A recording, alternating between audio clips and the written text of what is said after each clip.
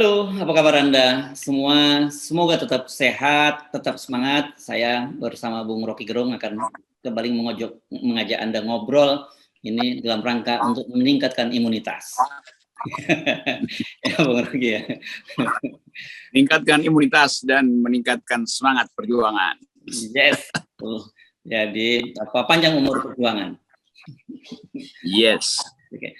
Bung Rocky, sudah seperti kita duga, semua indikator saat ini di pemerintahan itu makin memburuk. Kita tahu bahwa angka COVID juga terus meningkat, rumah sakit di daerah-daerah juga mulai kolap nih. Saya membaca kemarin di Lampung misalnya sudah juga kewalahan menampung para pasien, kemudian indikator ekonomi kita juga makin memburuk. Nah, ini ada kabar buruk lagi nih dari Bank Dunia. Jadi Bank Dunia menurunkan status Indonesia itu jadi dari upper middle income menjadi lower middle income. Ini jadi kira-kira kita sekarang menjadi negara lebih miskin lah, hanya di atas miskin sedikit gitu. Itu yang bilang Bank Dunia ya, karena angka per kapita kita itu turun dari saya bacakan supaya angkanya nggak salah ya Bung Rocky ya. Itu ya. Jadi sebelumnya kita itu di posisi 4.050 US dollar dan sekarang turun menjadi 3.870 US dollar. Jadi ada sekitar 160 dolar turunnya pendapatan per kapita kita, GNI per kapita, dan karena itu kemudian kita masuk dalam lower middle income. Ini dan pengaruhnya ini cukup serius ya. Ini bukan sekedar angka turun atau tidak, karena ini berkaitan dengan fasilitas-fasilitas nanti yang akan diberikan oleh Bank Dunia. Kira kita tunggu komentar Pak Luhut atau siapapun dari istana yang pasti akan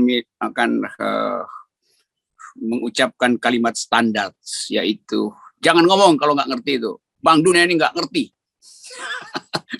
Jadi Bank Dunia siap-siap diomelin oleh istana nih karena menurunkan grade Indonesia itu.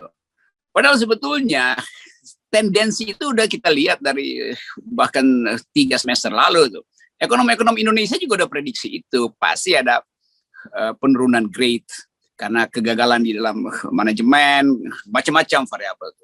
Tapi kalau Bank Dunia ngomong, biasanya Sri Mulyani akan ikuti itu. Jadi kan Sri Mulyani tahu betul apa yang dimaksud oleh Bank Dunia. Itu teguran Bank Dunia bagi Indonesia untuk siap-siap menghadapi hal yang buruk. Kan GNP per kapita itu ukuran dunia, artinya investor juga lihat-lihat bahwa Indonesia memang tidak lukratif lagi, tidak lagi untuk dapat gain dari investasi. Ini rumus biasa aja sebetulnya. Yang jadi bahaya adalah pemerintah menganggap bahwa penurunan itu sekedar karena ada COVID. Nanti pemerintah akan kasih konferensi pers, ya karena COVID maka GNP per kapita kita turun. Oh bukan, ini sebelum COVID tendensinya udah begitu tuh. Jadi ini masalah metodologi sebetulnya. Nah kita anggap bahwa akhirnya Bank Dunia juga mengerti bahwa Presiden cuma lip service juga. Kan Presiden bilang kita akan bangkit nanti dalam ini COVID harus selesai di akhir Juli dan awal Agustus kita akan kembali pulih gitu.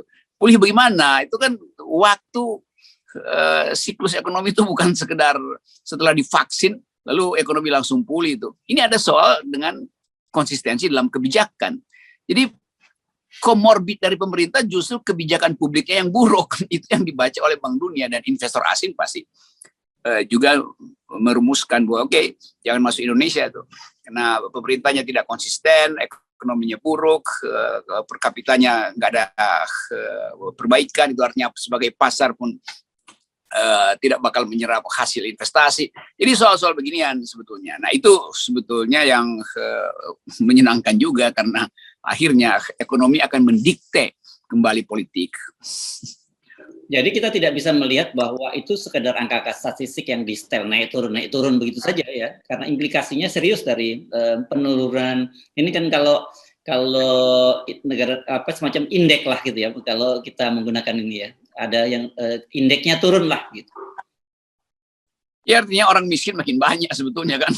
Kan gampangnya Bank Dunia mau bilang itu per kapita berkurang artinya orang miskin makin banyak. Tapi apakah orang kaya makin miskin? Enggak, justru disparitas makin tinggi. Karena per kapita itu kan kompositnya, itu, agregatnya. Itu artinya ada orang yang mengakumulasi makin banyak, ada yang makin miskin. sehingga angkanya turun gitu, ditarik oleh yang miskin. Padahal yang di atas itu naik terus kan. Jadi disparitas juga harus diterangkan melalui temuan statistik itu. Dan nanti pemerintah juga akan bantah lagi nih metodenya apa itu. Jadi kemampuan pemerintah untuk berbohong akhirnya terbukti lagi oleh data Bank Dunia tuh. Kan nggak mungkin Bank Dunia diatur oleh surveyor Indonesia kan. Nanti dianggap bahwa Bank Dunia bikin kesimpulan berdasarkan hasil riset buzzer. Nggak bisa begitu. Jadi sekali lagi pemerintah harusnya jangan konyol lah itu. Kalau memang harus lempar handuk atau angkat bendera putih, udah dengerin aja kan permintaan rakyat. Dan permintaan rakyat itu ya disetujui oleh Bank Dunia. Kan Bank Dunia setuju dengan keadaan kita yang memang buruk. Ya, jadi sebenarnya indikator-indikator ini harusnya disikapi oleh pemerintah dengan lapang dada dan lebih terbuka lah pada publik gitu ya. Dengan begitu kan sejak awal kita juga minta disiapkan dong publik bagaimana sebenarnya kondisinya. Pemerintah harus berikan ke kita rakyat gambaran seperti ini loh kondisinya gitu. Saya membayangkan dalam rumah tangga gitu. Kalau kepala rumah tangganya sudah kehilangan pekerjaan atau kemudian tabungan menipis, kan mereka harusnya duduk bersama dengan anggota keluarga jelasin kondisinya seperti ini. Jadi langkah-langkah ini yang mesti kita lakukan. Kita akan menderita bersama atau apa? Kita melakukan penghematan, kan seperti itu harusnya yang dilakukan. Memang, dan dunia sebetulnya sedang berubah paradigmanya tuh. Kan Indonesia terus mengandalkan pertumbuhan berdasarkan sekedar konsumsi dan ekspor komoditi itu, apalagi ekstraktif industri itu. Padahal dunia nggak menilai itu lagi. Jadi cara kita membanggakan diri juga cara-cara yang tidak beradab dengan merusak lingkungan, menganggap bahwa growth bisa tumbuh tuh. Padahal sebetulnya secara teoritis pertumbuhan korporasi itu meningkat terus kalau memang energi murah itu dikuras dari bumi. Lalu stabilitas dipakai sebagai alat untuk menekan oposisi itu. Jadi ketika korporasi melihat bahwa oposisi nggak bisa lagi ditekan, energi terbarukan nggak bisa lagi diinvestasikan karena daya beli menurun segala macam, dan indeks yang dibuat oleh Bank Dunia itu menyebabkan Indonesia sebetulnya dipermalukan. Karena setahun lalu justru Amerika tetapkan Indonesia sebagai negara yang tidak perlu lagi dapat fasilitas istimewa GSP segala macam kan. Jadi baru 1 tahun pemerintah membangga-banggakan diri, hebat kita dinyatakan sebagai negara berpendapatan menengah, dan karena itu standar kita makin tinggi di mata internasional. Bank Dunia bilang enggak, bohong. Jadi sekali lagi sekarang kita diuji sebetulnya sekaligus dihina oleh dunia tuh. Nah, penghinaan itu jangan lagi marahnya ke pengamat, seolah-olah pengamat yang bawel. Nanti Rizal Ramli, Faisal Basri diomelin terus sama istana tuh. Padahal ya udah ini yang terjadi, omelin aja Bank Dunia tuh. Mengomeli Bank Dunia artinya omeli Sri Mulyani. Ini kan penting kita ingatkan karena di beberapa negara bahwa indikator memburuknya perekonomian, kemudian penanganan yang tidak bagus terhadap COVID atau sembrono terhadap COVID itu bisa berdampak serius terhadap politik. Ini contohnya ini yang terjadi di Brasil. Kita ingatkan Bolsonaro ini kan juga termasuk presiden yang tidak percaya dengan COVID. Bahkan dia waktu itu malah kalau dia lebih parah, dia tidak mau pakai masker. Nah sekarang di Brasil orang udah mulai turun rame-rame, dan masanya saya membaca disebutkan masanya semakin besar semakin hari dan meminta agar di recall, di impeach Bolsonaro. Ini kan ini kan satu yang lumrah terjadi di negara-negara lain, apalagi pemimpinnya sama-sama seperti Indonesia, pemimpin yang populis juga Bolsonaro ini. Ya, ini tradisi Amerika Latin memang selalu aktivitas politik itu basisnya adalah massa itu, dan digerakkan oleh semacam semangat kesetaraan, keadilan itu, Haiti segala macam itu. Nah, kita ada di dalam ketegangan itu tuh, bahwa keretakan di rejim itu makin lama jelas terbaca, dan keretakan itu yang memungkinkan fasilitas yang sama dipakai, fasilitas yang sama dengan Brasil dipakai oleh mahasiswa, oleh emak-emak, oleh terutama politik Islam yang selalu menganggap perubahan harus terjadi, dan orang berharap bahwa ya politik Islam ada di depan sekarang tuh. Kan cuma itu kan, dalam politik kita orang melihat kekuatan politik Muslim itu semacam revival, bangkit lagi itu. Karena peristiwa-peristiwa ketidakadilan yang dilakukan oleh istana, justru oleh kekuasaan. Ketidakadilan ekonomi yang menekan apa namanya nih, kegiatan ekonomi Muslim itu seolah-olah berbahaya karena basisnya adalah syariah segala macam.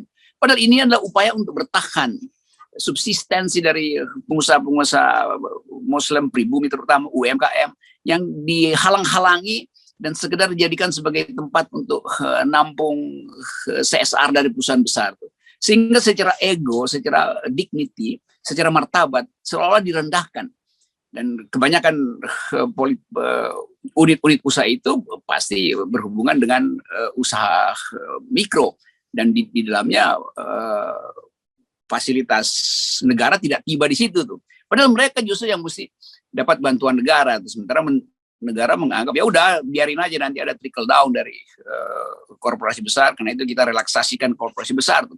Jadi mayoritas rakyat melihat ketidakadilan di dalam kebijakan. Itu yang akan menjadi sumbu panjang yang akan tersambung dengan kemarahan mahasiswa itu. Kita bukannya ngomporin, kita hanya menganalisa keadaan semacam ini. Nanti dianggap lagi FNN, Hersu Beno, Rocky Gerung tuh ngomporin mahasiswa. Enggak, kita justru yang sedang dikompori mahasiswa dan kita senang dikompori. Ya, kita kemarin kita beberapa waktu yang lalu menyinggung soal mood publik. Saya kira tadi data yang disampaikan oleh Bank Dunia, kemudian fakta-fakta memburunya COVID, kemampuan keraguan BPK atas kemampuan Indonesia membayar utang, itu menjelaskan mengapa kemudian gerakan yang sebenarnya biasa-biasa saja, yakni meme dari BEM UI sebagai yang menyatakan Jokowi sebagai the king of lip service, itu kemudian mendapat sambutan yang luas. Itu kan saya kira itu yang menjelaskan itu ya, situasinya itu sudah matang gitu ini, jadi ada momentumnya. Saya kira ini yang saya kira penting disadari oleh pemerintah. Iya, pemerintah nanti bilang jangan goyang-goyang pohonnya tuh, nanti rontok daunnya. Lah daunnya udah kering kok. Itu kena angin sepoi-sepoi juga rontok gitu. Jadi sekali lagi kita seharusnya pemerintah bikin evaluasi mendasar, termasuk strategi pembangunan. Di dunia sekarang orang mulai dan sangat intens bicara tentang post growth economics itu, ekonomi pasca pertumbuhan atau degrowth ekonomi yang tidak lagi berbasis pada ide-ide pertumbuhan. Karena ide green economy, ide gender equality, ini nggak ada satupun pemerintah yang paham bahwa dunia sedang berubah paradigmanya. Nah karena itu Bank Dunia juga menyoroti Indonesia yang kok nggak berubah-berubah, masih rusak lingkungan, masih eksploitasi ekstraktif industri segala macam. Jadi kesempatan kita untuk memperbaiki diri sebetulnya bisa dimulai melalui teguran Bank Dunia yang sebetulnya udah diajukan lebih dahulu oleh BEM UI. BEM UI udah negur pemerintah bahwa Anda lip service doang gitu. Bank Dunia sekarang pastikan memang pemerintahmu itu lip service. Jadi udahlah itu terkait aja kan. Nggak usah marah-marah lagi nih istana nih. Apalagi buzzer-buzzer bego dia nggak pernah baca literatur kan. Isinya kalau digaji ngoceh, kalau nggak digaji ngambek gitu. Nah, ini kan kalau kita selalu nyebut harusnya pemerintah mampu membaca tanda-tanda zaman. Kan? Karena kalau orang tidak bisa membaca tanda zaman, dia akan dilibas. Itu kan dilibas oleh alam kan, itu hukum besi alam seperti itu kan. Perubahan itu sebuah keniscayaan kan, ketika kita tidak mungkin mampu melawannya lagi. Iya, ini tondo-tondo apa kemarin kita sebut, bukan tanda-tanda nih, tondo-tondo Sandiakala Ning Jokopahit, Ning Majapahit. Nah, rakyat tahu ini sebetulnya, dan ini kan cuma soal mengucapkan kemarahan dan kejengkelan. Memang nggak ada partai oposisi, tapi nggak mungkin nggak ada oposisi. Partai oposisinya nggak ada, tapi oposisi berjalan terus. Kenapa? Karena rumus sosiologi mengatakan begitu. Kalau nggak ada partai oposisi, maka tukang beca akan beroposisi.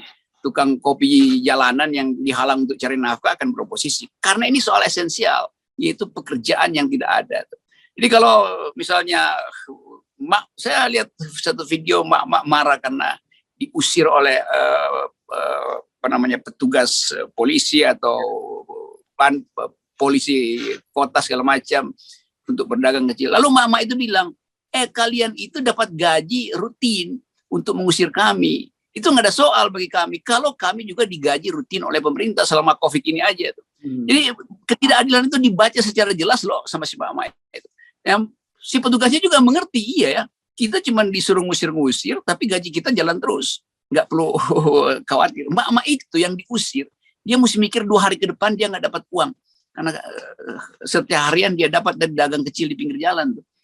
Jadi ketidakadilan itu yang mengasah sebetulnya pikiran cerdas mahasiswa dan mengasah kemampuan kita untuk melihat peluang perubahan politik yang dipercepat. Ya, nah inilah sebenarnya yang saya khawatirkan berkaitan dengan PPKM darurat ini. Kan kita sebenarnya melihat pada prakteknya PPKM darurat ini seperti lockdown, tapi minus tanggung jawab dari pemerintah gitu.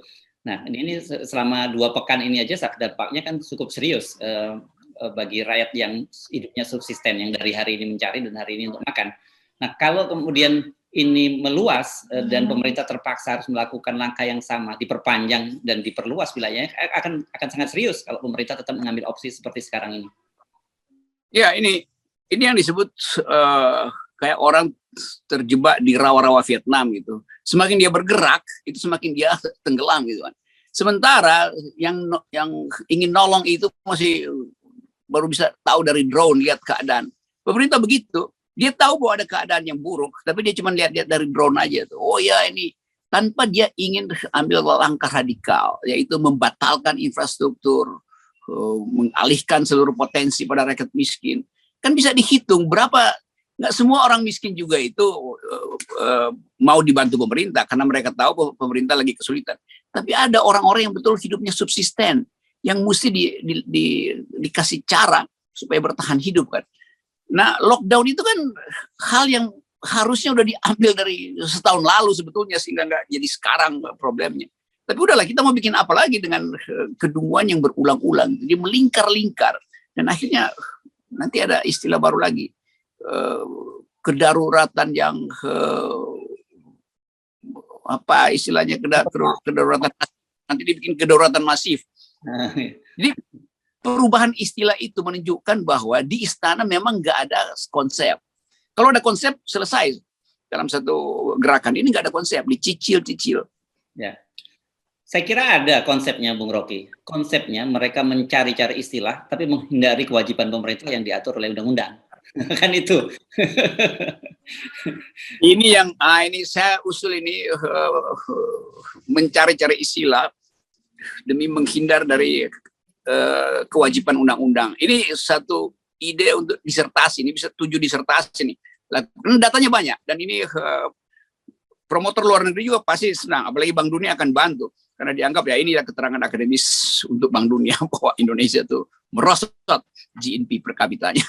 Nah, ini apa tadi, ulang-ulangin dulu tadi. Apa? Mencari-cari istilah demi menghindar dari kewajiban undang-undang. Itu enak. Ya. Nah, ini bagi mahasiswa yang kebetulan sedang kuliah, forum kuliah di Rocky Gerung Official. Anda kalau mau membuat tesis atau disertasi, saya kira Bung Rocky membuka diri untuk menjadi semacam apa ya, atau promotor. Ya. Bagus ini, ini disertasi yang akan banyak orang bersedia jadi promotor sekaligus jadi provokator. ini bagus. Baik, oke, terima kasih Bung Rocky. Mantap. Sip.